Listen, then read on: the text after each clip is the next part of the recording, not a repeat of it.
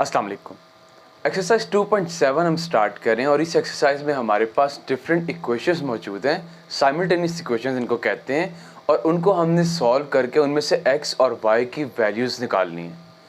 इसमें जो सबसे पहला क्वेश्चन है, इसमें हमारे पास x + y = 5 और दूसरी इक्वेशन x² - 2y - 14 = 0 मौजूद है। देखिए, इस एक्सरसाइज को जनरली स्टूडेंट्स थोड़ा सा डिफ़िकल्ट कंसिडर करते हैं और वो कुछ हद तक ठीक भी हैं, इसलिए कि इस एक्सरसाइज में जितने भी क्वेश्चंस हैं, स्पेसिफिकली जो आखिरी लोअर हाफ इस एक्सरसाइज का जो आखिरी 5-6 क्वेश्चंस हैं, वो थोड़े से लेंथी हैं। लेकिन अगर एक चीज़ आप की पॉइंट जहन में बिठा लें तो क्वेश्चंस थोड़े से आसान हो जाएंगे। वो की पॉइंट ये कि अगर तो आपको इस किस्म के लीनियर इक्वेशन अगर क्वेश्चन में है तब तो काम आसान है। अगर लीनियर इक्वेशन नहीं है तो किसी तरीके से दोनों इक्वेशंस को ऐड करके सब्ट्रैक्ट करके एक अदर लीनियर इक्वेशन कहीं से निकालनी है। एक लीनियर इक्वेशन आपके पास आ जाए, यानी ऐसी इक्वेशन जिसके अंदर वेरिएबल की हाईएस्ट पावर 1 होती है, जैसे कि ये, तो फिर आगे काम उससे आसान हो जाता है। हमारे पास ये दो इक्वेशंस मौजूद हैं जिनमें से ये ऑलरेडी लीनियर इक्वेशन है। इसमें वेरिएबल की हाईएस्ट पावर 1 है। ये क्वाड्रेटिक इक्वेशन है क्योंकि इसमें वेरिएबल जो आ रहे हैं उनमें हाईएस्ट पावर 2 आ रही है। हम इस इक्वेशन को फर्स्ट और इस इक्वेशन को सेकंड कह देते हैं। ये क्वेश्चन बहुत आसान है। इसमें हमारा सबसे पहला काम ये कि जो लीनियर इक्वेशन है इसमें से x या y दोनों में से किसी एक की वैल्यू निकाल लेते हैं और उसको इस सेकंड इक्वेशन में पुट कर लेते हैं। मिसाल के तौर पर इसमें x + y = 5 है, तो यहाँ पे फ्रॉम इक्वेशन 1 हम y को अगर दूसरी तरफ ले जाएं तो x = 5 - y आ जाएगा। अब ये फर्स्ट इक्वेशन में से x की वैल्यू आ गई विद रिस्पेक्ट टू y। अब इस वैल्यू को हम इक्वेशन नंबर 2 में पुट करेंगे। Putting value of x in second equation. अब वो जो सेकंड इक्वेशन है उसमें x² - 2y - 14 = 0 है।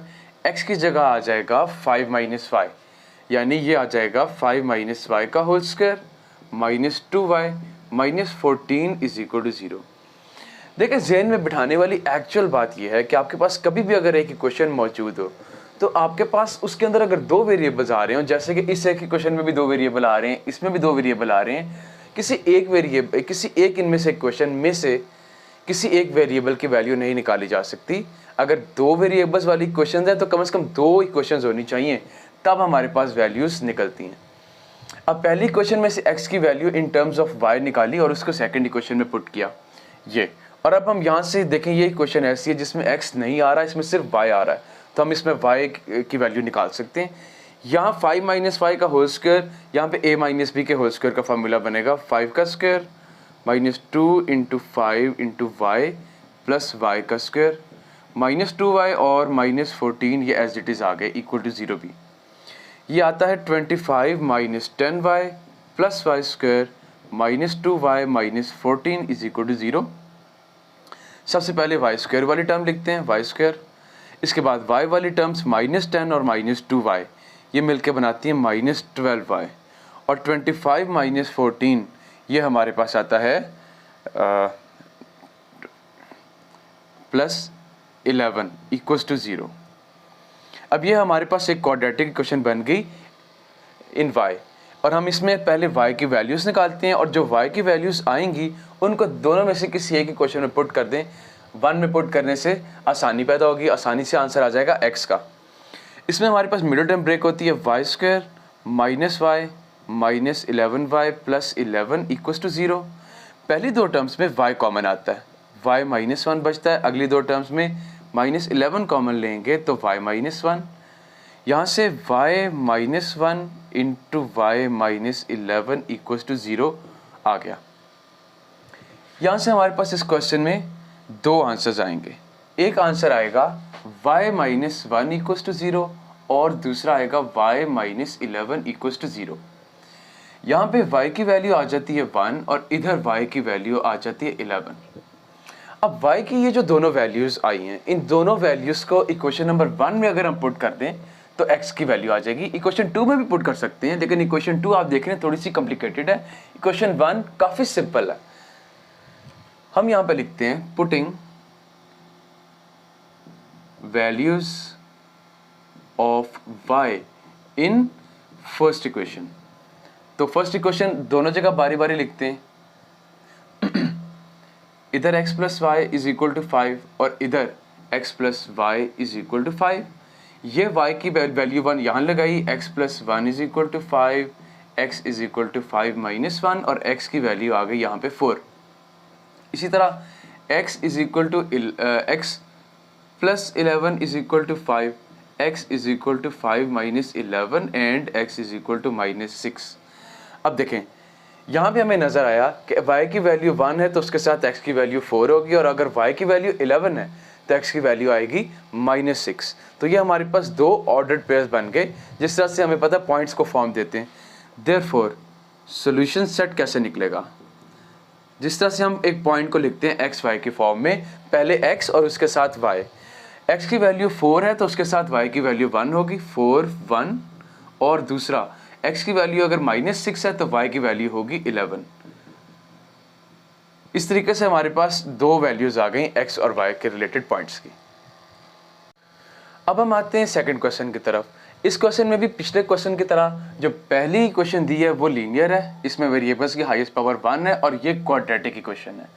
इसमें से x की वैल्यू निकालते हैं इन टर्म्स ऑफ y और उसको पुट करेंगे सेकंड इक्वेशन के अंदर। इसको हम कह देते हैं इक्वेशन नंबर 1 और इसको इक्वेशन नंबर 2।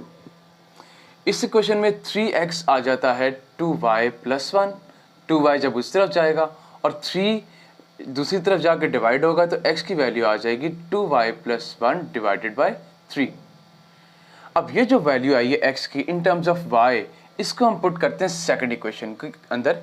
हम कहते हैं putting in equation number 2। Equation है X square plus x Y minus Y square is equal to 1। X की जगह पे ये वैल्यू लगेगी हमारे पास आएगा 2y प्लस 1 बाय 3 का square minus 2y plus 1 by 3 into y minus Y square is equal to 1।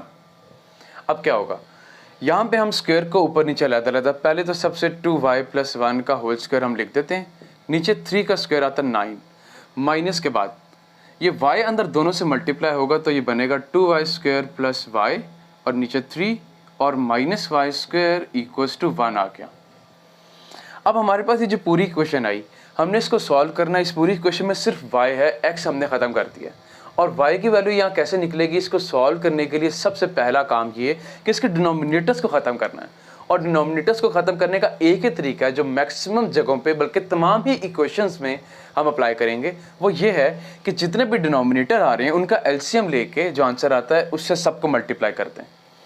9 और 3 ये दो डिनोमिनेटर्स हैं जो कि इस पूरी इक्वेशन में आ रहे हैं और इन दोनों का एलसीएम आता है 9। तो हम 9 से तमाम को मल्टीप्लाई कर देते हैं 9 इंटू, लेकिन पहले 9 से मल्टीप्लाई करने के बेहतर है कि स्क्वायर ओपन कर लें। इसका स्क्वायर डायरेक्ट ओपन करते हैं 4y square plus 4y plus 1 divided by 9 minus 2y square plus y divided by 3 minus Y square equals to 1। अब 9 से सबको मल्टीप्लाई करते हैं, 9 into 4y square plus 4y plus 1 divided by 9 minus 9 into 2y square plus y divided by 3 minus 9 into y square is equal to 9 into 1। अब इसका फ़ायदा क्या है इस काम का, 9 से 9 कैंसिल हो गया, 3 3 9, डिनोमिनेटर्स हमारे पास ख़त्म हो गए।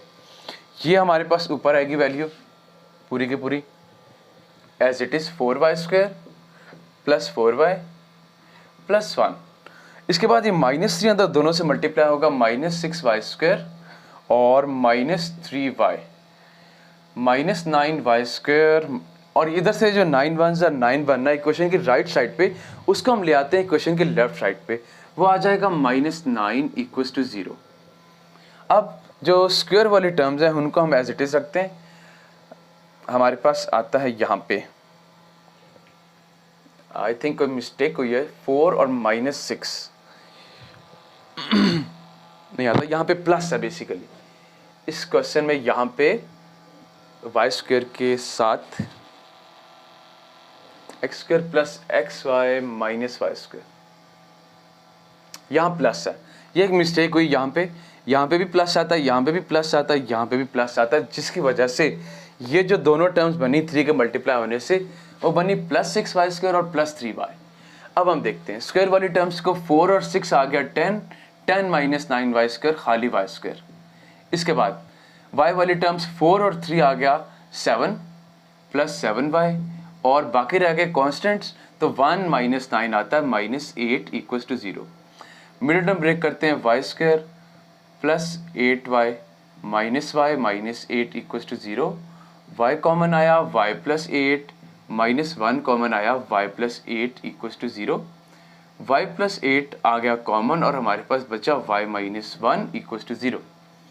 दो ऑप्शंस हैं, एक तो y + 8 = 0 यानी कि y = -8 आ गया, और दूसरा y - 1 = 0 यानी कि y की वैल्यू आ गई 1।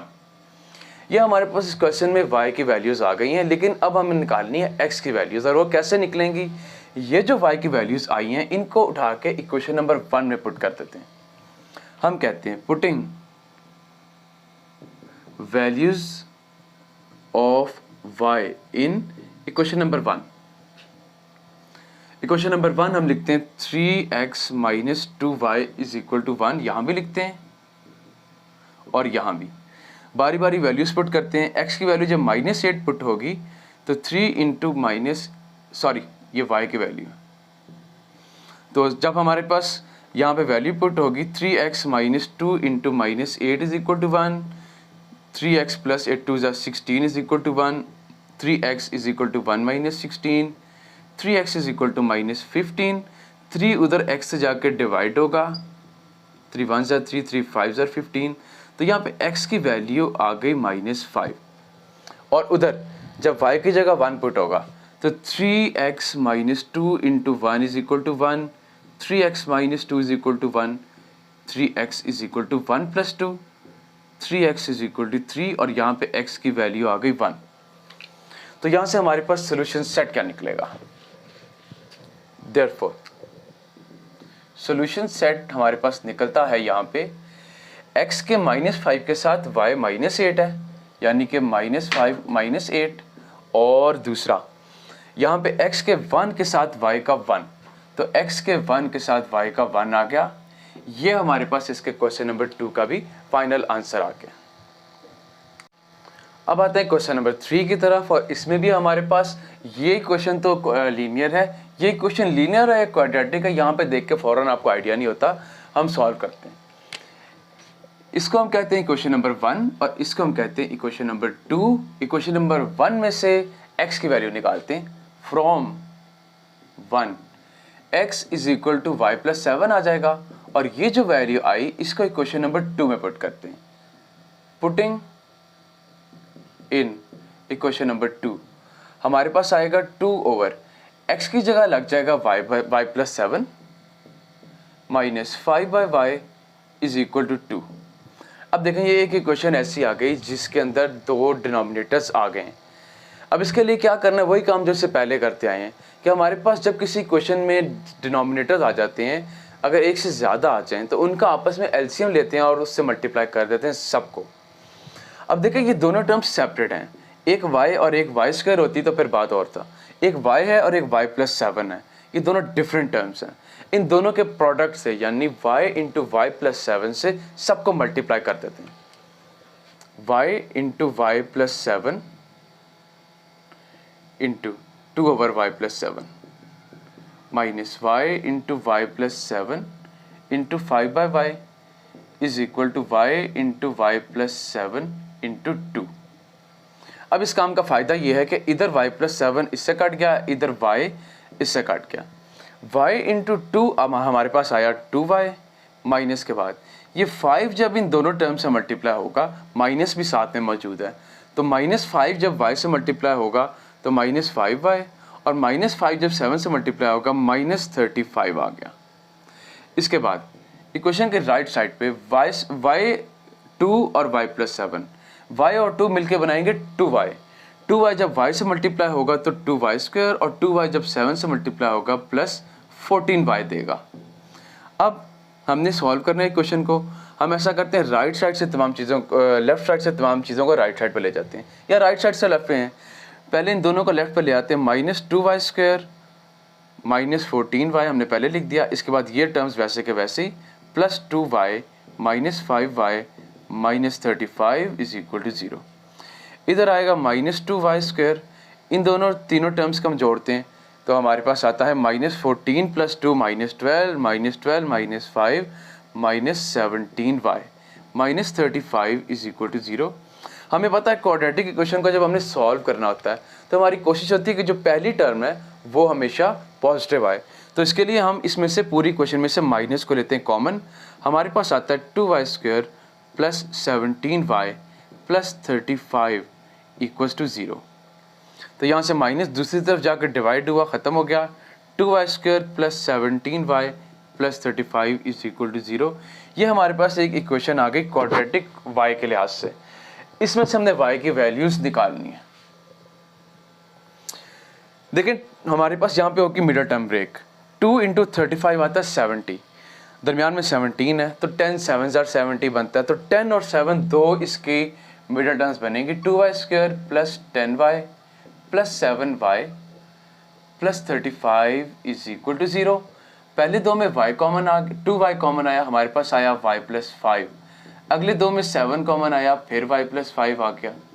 तो यहाँ पे हमने जब y + 5 लिया कॉमन तो हमारे पास बचा 2y + 7 = 0।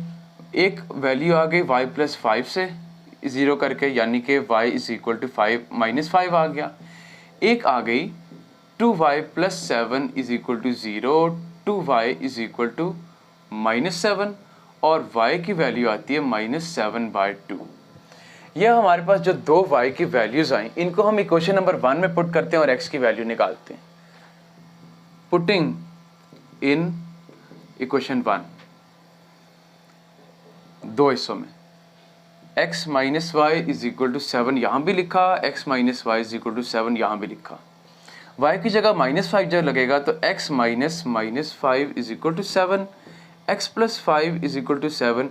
5 उधर जाके माइनस हो जाएगा और x की वैल्यू आ जाएगी 2। उधर क्या होगा, x - -7/2 = 7, x + 7/2 = 7। वही काम जो पहले करते हैं कि हमारे पास एक इक्वेशन मौजूद है, एक डिनोमिनेटर आ रहा है 2, 2 से सबको कर देते हैं मल्टीप्लाई। 2 × x + 2 × 7/2 = 2 × 7, 2 से 2 कट गया। 2x + 7 = 14, 2x = 7, दूसरी तरफ जाकर 14 में से माइनस होगा तो 7 और x की वैल्यू आ गई 7/2। हमारे पास y और x की वैल्यूज आ चुकी हैं और यहाँ से हमारे पास सोल्यूशन सेट क्या बनता है। Therefore solution set is equal to, x की वैल्यू की 2 है तो y की आएगी -5, 2 - 5 और इसके बाद x की वैल्यू अगर 7/2 है तो y आएगा -7/2। और यहाँ पे हमारे पास आज की वीडियो में पहले 3 क्वेश्चंस हो चुके हैं। Thank you.